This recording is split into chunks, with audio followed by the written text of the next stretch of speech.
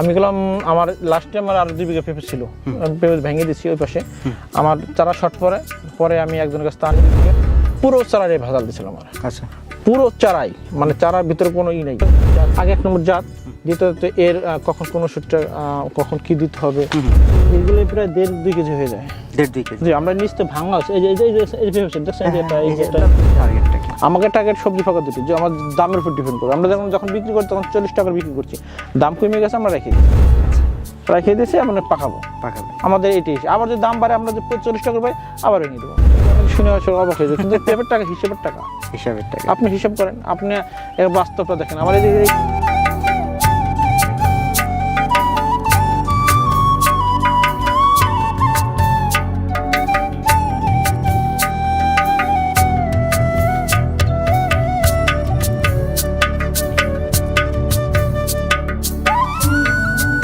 আসসালামু আলাইকুম দর্শক বন্ধু, এই মুহূর্তে আমি বসে রয়েছি একটি হাইব্রিড পেঁপে বাগানে। এবং আপনারা হয়তো দেখতে পাচ্ছেন যে পুরা পেঁপে বাগানটা যতটা সম্ভব আমাদের চোখ যায়, যতটা সম্ভব আমাদের ক্যামেরা ধরতে পারছে, পুরা গাছগুলাতে প্রচুর পরিমাণে পেঁপে ধরে আছে। এবং এই গাছের গোড়াগুলো সুন্দর করে মাটি দিয়ে বাঁধাই করে দেওয়া আছে, যাতে করে গাছ হেলে না পড়ে। দর্শক, আমি এই মুহূর্তে রয়েছি ফরিদপুর সদরের হাটগোবিন্দপুরে। আমরা রয়েছি মফিজুর রহমান মাফি ভাইয়ের হাইব্রিড পেঁপে বাগানে। ওর একটা বিশাল কৃষি প্রজেক্ট, সেই কৃষি প্রজেক্টের একটা অংশ এই পেঁপে বাগান। এবং আমরা যতটুকু জানতে পেরেছি এখানে 2টা জাতের হাইব্রিড পেঁপে রয়েছে, এবং প্রত্যেকটা গাছেই অসাধারণ ফলন রয়েছে। যারা পেঁপে চাষ করতে চান তাদের জন্য আজকের এই ডকুমেন্টারির এই পর্বটা হবে বিশেষ একটি পর্ব। আপনারা জানতে পারবেন কোন জাত চাষ করলে এত সুন্দর আপনি পেঁপে আপনার বাগানে ধরাতে পারবেন। এর পাশাপাশি আসলে পেঁপে চাষটা বাণিজ্যিকভাবে কতটুকু লাভজনক সে বিষয়টি ফুটে উঠবে উদ্যোক্তার খোঁজের ক্যামেরায়। আশা করছি সঙ্গে থাকবেন এবং উপভোগ করবেন আজকের এই দারুণ বিশেষ পর্ব। চলুন শুরু করা যাক।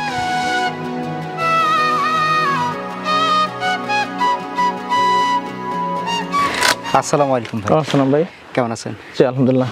যাক, পেঁপে গাছের পাতা কেটে ফেলছেন কেন? আসলে এই যে পাতাগুলো মাথায় থাকে পেঁপে নিচে, এগুলো আসলে আমাদের প্রয়োজন হয় না, অপুষ্টিকর। এগুলো থাকলে খাবার টানে, তো এগুলো কাটে দিলে পরে এগুলো ডানগুলো পরে গেলে পরে এই যে খাবারটা টানবে সে পেঁপেতে নিয়ে নেবে। আচ্ছা আচ্ছা, আপনার পেঁপে বাগানে আমরা আজকে চলে আসছি। গত 2 বছর আগে বোধহয় আপনার পেঁপে বাগানে এসেছিলাম। জি জি। আচ্ছা, তখন মাশাআল্লাহ দারুণ ছিল এবং দর্শকরা দেখেও বেশ তৃপ্ত হয়েছিলেন যে এত সুন্দর পেঁপে কেমনে ধরতে পারে। জি। আচ্ছা, আজকে যে পেঁপে বাগানটাতে আমরা রয়েছি এটা কি জাতের পেঁপে? এখানে টফলেডি আছে, থাইকিং আছে, আর হালকা অন্য দেশি আর কিছু জাত আছে, আমি নিজে করছিলাম। আচ্ছা আচ্ছা, তাহলে মোটামুটি 2-3টা জাত। জি, 2-3টা জাত আছে।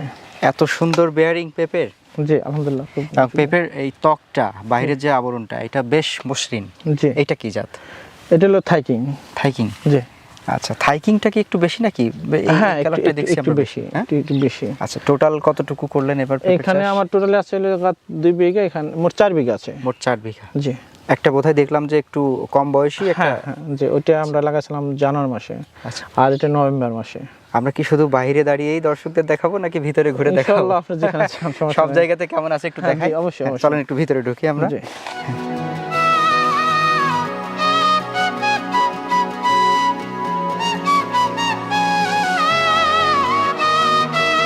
মোটামুটি আপনার এখানে 2-3টা জাত আছে, এর মধ্যে আপনি কোন জাতের ফলনটা বেশি পেলেন?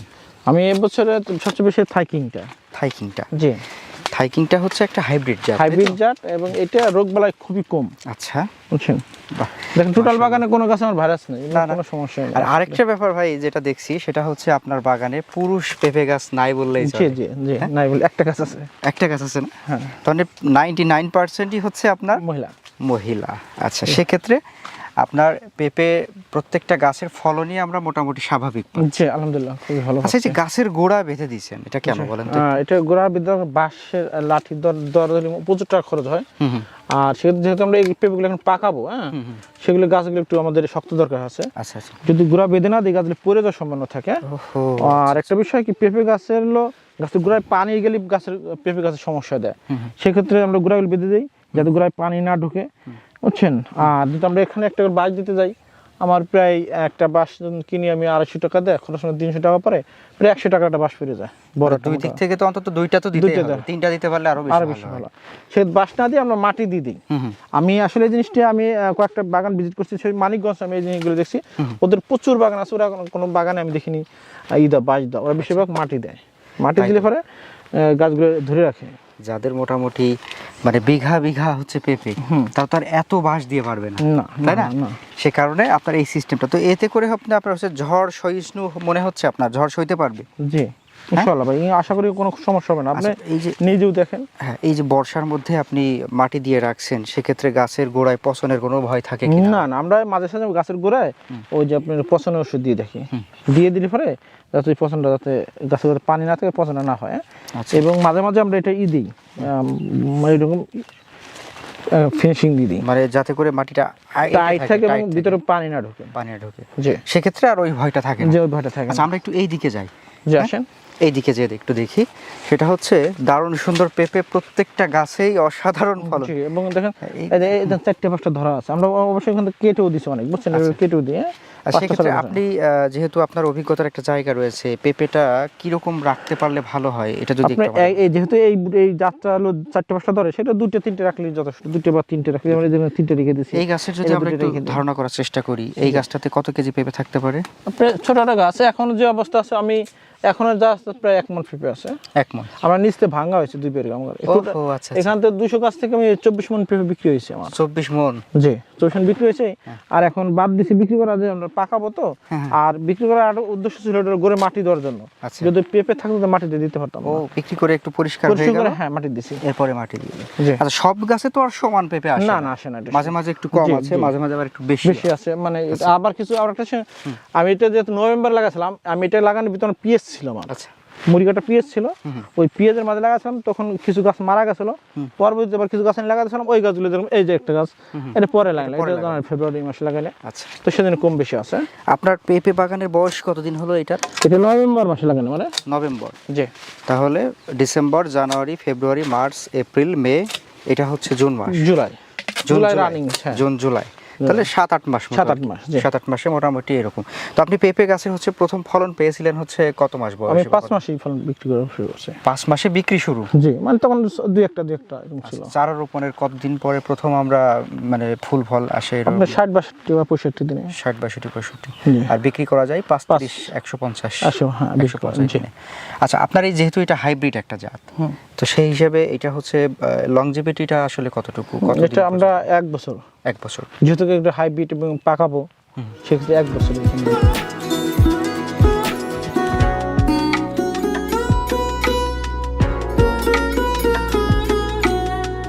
তো ভাই, মোটামুটি আপনার 1 বছর বয়স হয়ে গেলে তারপরে আপনারা কি করেন? আমরা এই গাছগুলো আবার রিফার করি, মানে এই গাছগুলো কেটে দিয়ে আবার নতুন করে লাগাই। নতুন করে? জি। সেক্ষেত্রে আবার ওইটা 1 বছর থাকবে আবার। তো একই জমিতে কি বারবার পেঁপে চাষ করেন, নাকি মানে পাল্টাপাল্টি করা যেটা বলে? পেঁপে না, কোন সবজি বা কোন ক্ষেতে একই জমিতে বারবার করা, অন্তত 1 বছর গ্যাপ দিলে ভালো হয়। 1 বছর অন্য কিছু করে। আর যদি সেটা সম্ভব না হয়, জমি কম থাকে, তাহলে সেক্ষেত্রে মাটিগুলো শোধন করে নিতে হবে। আচ্ছা, ভালো আপনার শুধু ডলন চুন, বুঝছেন, তারপরে আপনার বাজার বিভিন্ন জাতের ছত্রাকনাশক পাওয়া যায়, এগুলো দিয়ে মাটি শোধন করে আবার লাগানো যায়।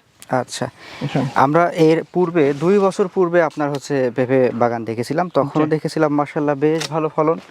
আবার 2 বছর পরে এসে যখন আপনার পেঁপে বাগান দেখছি, তখনও মাশাআল্লাহ দারুণ সুন্দর। আলহামদুলিল্লাহ ভাই, এর পিছনের বিষয়টা কি আসলে, সেটা একটু বলেন। পেঁপে আসলে চাষের বিষয়টা হলো আপনার জাতটা আগে মূলত মেন ফলো করতে হবে। হ্যাঁ, জাত যদি আপনার সঠিক থাকে, আর যদি আপনি ট্রিটমেন্ট বা এর পরিচর্যা সঠিক মতো করতে পারেন, তাহলে সেক্ষেত্রে আপনার লস হয় না এবং পেঁপে কোনো দিক থেকে কম হবে না। সেক্ষেত্রে আপনার আগে 1 নম্বর জাত, দ্বিতীয়ত এর কখন কোন ওষুধটা কখন কি দিতে হবে, এগুলো যদি আপনি ফলো করেন, তো ইনশাল্লাহ আশা করি আপনি সব দিক দিয়েই ভালো হবে। এই যে দারুণ দারুণ সাইজের পেঁপে, এগুলোর হচ্ছে গড় ওজন কেমন আসে? এগুলো প্রায় 1.5-2 কেজি হয়ে যায়। 1.5-2 কেজি? জি, আমরা নিচতে ভাঙা আছে, এই যে পেঁপে দেখছেন, এটা এই যে 2-3টা 4টে 8-9 টাকা ভাঙা ছিল। 1 2 3 4 5 এর 3-4টে আছে এই 6 8টা তার মানে মোটামুটি 7 থেকে 8টা হচ্ছে এক এক গাছে আমরা আপনি 7-8টা করে ভাঙা হয়েছে। আপনার এই যে কি একটা বলছেন হাইব্রিড থাইকিং, এটা কি আসলে সবজির জন্য নাকি পাকা? এটা সবজি পাকা দুটি করা যায়, সবজি পাকা দুটি করা যায়। আপনার মূলত টার্গেটটা কি? আমাদের টার্গেট সবজি পাকা দুটি, যে আমার দামের উপর ডিপেন্ড করে। আমরা যখন বিক্রি করি তখন 40 টাকা বিক্রি করছি, দাম কমে গেছে আমরা রেখে দিয়েছি। আচ্ছা, রেখে দিয়েছি মানে পাকাবো আমাদের এটাই। আবার যদি দাম বাড়ে আমরা যে 40 টাকা পাই আবার ভেঙে দেবো। আচ্ছা, এখন বাজার দর কেমন চলছে? এখন আপনার 25 টাকা করে আমরা ফেরত বিক্রি করছি। 25 টাকা করে? জি। তো আপনি কি মনে করেন যে আসলে পেঁপের দাম সর্বনিম্ন কতটুকু থাকলে সেটা? 15 টাকা থাকলেও যথেষ্ট। 15 টাকা থাকলেও জি, যথেষ্ট। ঠিক আছে। আচ্ছা, মোট 4 বিঘাতে আপনার সম্ভাবনা কতটুকু দেখছেন? আলহামদুলিল্লাহ 4 বিঘা আমাদের আলহামদুলিল্লাহ সবগুলো ভালো আছে। তো আমি যদি কাঁচা হিসেবে বিক্রি করি, যদি 4 বিঘা, তাতে আমার প্রায় 1200 গাছ আছে, 1200 কম বেশি হতে পারে। তো যদি আমি ঘরে একটা গাছে যদি আমি 1 মণ 1.5 মণ পেঁপে বেচি, 600 টাকা বেচলে 1.5 মণ 900 টাকা 1000 টাকা বেচতে পারি, তাহলে আমি 1000 টাকা গাছ, সেটা 10 থেকে 12 লাখ টাকা। 10 থেকে 12 লাখ টাকা 4 বিঘাতে ইজিলি। তার মানে আমরা বিঘাতে মোটামুটি 3-4 লাখ টাকা ধরতেই পারি। ধরতে পারে। আর যদি পাকা বার দান, তাহলে একটা গাছ আপনি গত বছর আমরা বিক্রি করছি ধরেন পাকানে 75 টাকা কেজি, মানে 3000 টাকা মণ। একটা গাছ তো আপনি যদি 40টা পেঁপে রাখার পারেন, আপনি 1 মণ পেঁপে, সেক্ষেত্রে 3000 টাকা 2000 টাকা বেচতে পারেন। বিঘে আপনি 300 গাছ থাকলে পারে ধরেন 6 লাখ টাকা আসে। 6 লাখ। এগুলো অনেক শুনে আসলে অবাক হয়ে যায়, কিন্তু পেঁপের টাকা হিসেবের টাকা আপনি হিসাব করেন। আপনি বাস্তবটা দেখেন। আমার এই গাছে ধরেন যা আছে, আমি তো আমার আর পেঁপে দরকার না, যা আছে এই পেঁপে কটা পাকা, এখানে কত পেঁপে হবে? একটা মিনিমাম 1.5 মণ পেঁপে হবে। 1.5 মণ? আমি 1 মণ ধরি। 1 মণ বাজার 75-80 দরকার না, 50 টাকার বিক্রি করি পাকা পেঁপে। আচ্ছা, 2000 টাকা পেঁপে আছে। আচ্ছা, এই থাইকিংটা পাকার পরে স্বাদ কেমন হয়? আলহামদুলিল্লাহ খুবই ভালো। জি, খুবই ভালো। আচ্ছা, পেঁপে চাষের তো আমরা মোটামুটি বুঝলাম যে লাভের দিকটা বেশ ভালো রয়েছে। তো এটাতে হচ্ছে আপনার খরচের ব্যাপারটা কেমন একটু বলেন তো? আপনার চারা ছিলতে সবকিছু মিলে আপনার 50-60 হাজার টাকা খরচ হয়। 50-60 হাজার টাকা? হ্যাঁ, 50-60 হাজার খরচ হয়ে যায়। আচ্ছা, আমরা 1 বিঘাতে একটা টার্গেট বা লক্ষ্যমাত্রা রাখবো হচ্ছে 3 থেকে 4 লক্ষ টাকা। 50-60 হাজার টাকা আমরা পুরো চাষের খরচ, চারা সহ সবকিছু মিলায়।